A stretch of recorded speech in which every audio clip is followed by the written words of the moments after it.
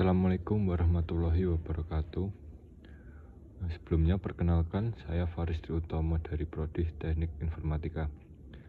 Saya akan menjelaskan sedikit tentang Context Free Grammar atau CFG dalam mata kuliah Otomata Bahasa dan Teknik Kompilasi. Perkenalkan anggota kelompok kami. Yang pertama ada Erlina Septiani dengan NIM C220100005. Kemudian ada Devita Elvina Indah dengan NIM C220100013.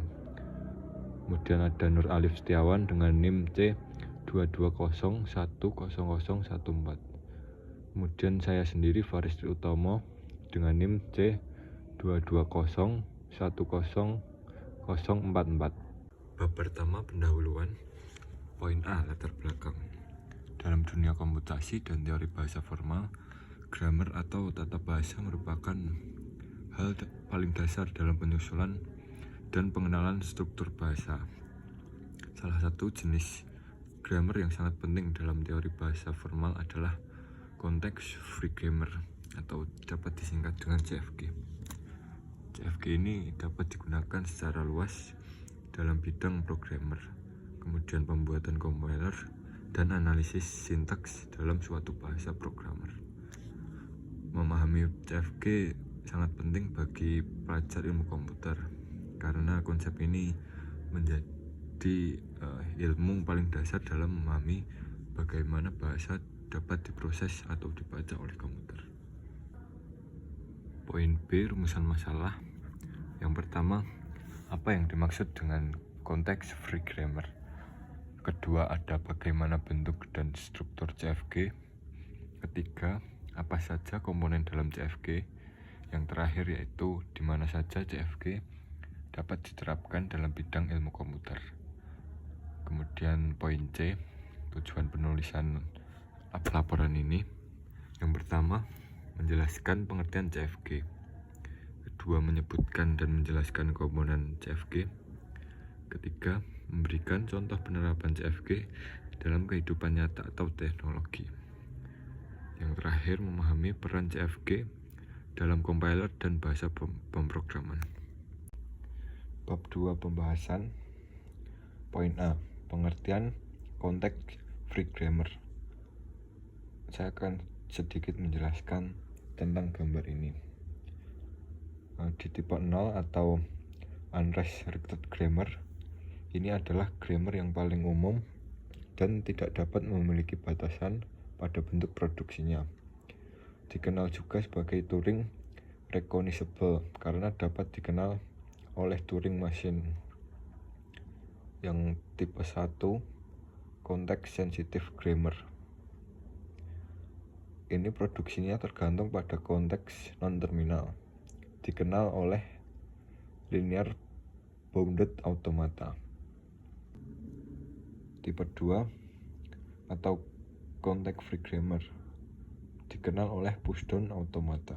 CFG ini sering digunakan dalam pemrosesan bahasa pemrograman. Kemudian tipe 3 Regular Grammar. Grammar paling terbatas dan sederhana.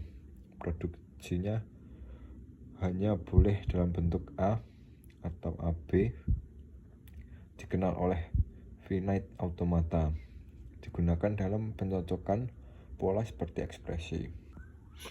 Context Free Grammar adalah sebuah sistem aturan atau produksi yang digunakan untuk membentuk string dari suatu bahasa formal. CFG termasuk dalam Chomsky hierarchy tingkat kedua dan merupakan grammar yang paling sering digunakan untuk mendefinisikan sintaks dari bahasa pemrograman.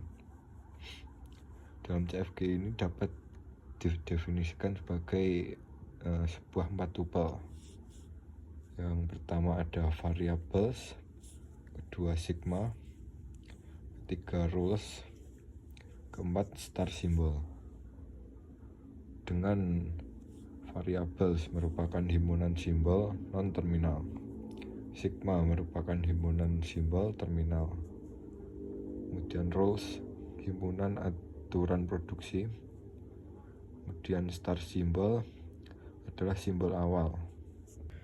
Poin B, komponen dalam CFG. Yang pertama, terminal, simbol dasar yang membentuk string akhir. Contohnya seperti angka, huruf, atau tanda baca. Non-terminal, simbol yang dapat direduksi menjadi terminal atau simbol lainnya. Misalnya seperti ekspresi atau pernyataan. Produksi, aturan dalam bentuk A, di mana A adalah non-terminal dan A kecil adalah kombinasi terminal dan atau non-terminal. Start symbol, awal dari mana produksi dimulai. Poin C, contoh CFG. Misal grammar sederhana untuk menghasilkan ekspresi matematika seperti A plus A. Matematik. Gambar ini adalah contoh grammar bebas konteks atau CFG yang dapat digunakan untuk memberi atau membentuk ekspresi matematik sederhana seperti A plus A. Grammar ini ditulis sebagai G sama dengan kurung kurawa 4 bagian. Yang pertama adalah himpunan non-terminal, yaitu E. Kedua adalah himpunan terminal, yaitu A dan plus. Ketiga adalah aturan produksi dilambangkan dengan R. Dan keempat adalah simbol awal, yaitu E. Aturan produksinya ada 2. Yang pertama, E bisa menjadi E tambah E. Yang kedua, atau E bisa langsung menjadi A. Artinya simbol E bisa dipecah menjadi 2 ekspresi yang dijumlahkan, atau bisa langsung menjadi huruf A. Poin D, aplikasi CFG. Yang pertama ada compiler, biasanya digunakan dalam parsing sintak kode. Kedua, bahasa pemrograman. CFG mendefinisikan sintaks formal seperti ekspresi, pernyataan, kondisi, dan pengulangan. Yang ketiga, natural language processing atau NLP, digunakan untuk memahami struktur kalimat dan bahasa alami.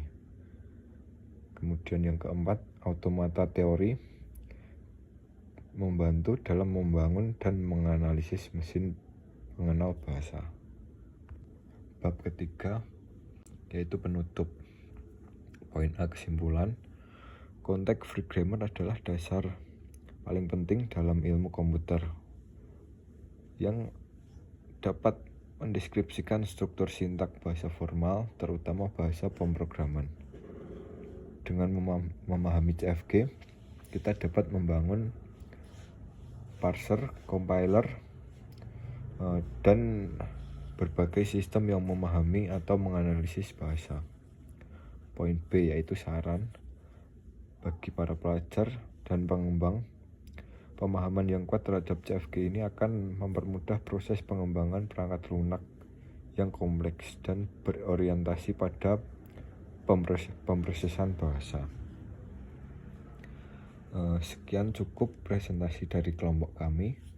Kurang lebihnya mohon maaf. Wassalamualaikum warahmatullahi wabarakatuh.